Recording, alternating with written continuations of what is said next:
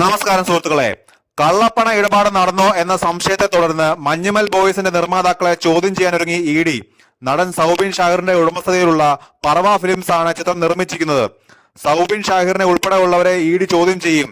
സൗബിൻ പിതാവ് ബാബു ഷാഹിർ, ഷോൺ ആന്റണി എന്നിവർക്ക് ചോദ്യം ചെയ്യലിനായി നോട്ടീസ് നൽകിയിരുന്നെങ്കിലും ഹാജരായില്ലെന്നാണ് സൂചന. ഇവർക്ക് വീണ്ടും നോട്ടീസ് അയച്ചേക്കും. ലാഭവിഹിതം വാഗ്ദാനം ചെയ്ത് പണം തട്ടിച്ചുവെന്ന കേസിൽ മഞ്ഞുമൽ ബോയ്സ് നിർമ്മാതാക്കൾക്കെതിരെ അന്വേഷണം നടക്കുന്നുണ്ട്.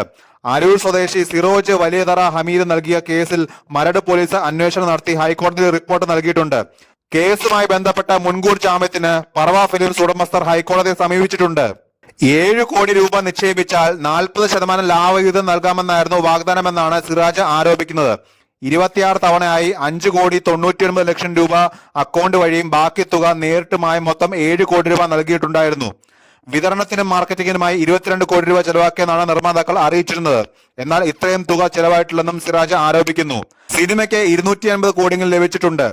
ഇതുപ്രകാരം നിർമ്മാണ ചെലവ് കുറച്ചാൽ 100 കോടികൾ ലാഭമുണ്ടാകുമെന്നും കരാർ അനുസരിച്ച് തനിക്ക് 47 കോടി രൂപ നൽകേണ്ടതുണ്ടെന്നുമാണ് സിറാജിന്റെ വാദം.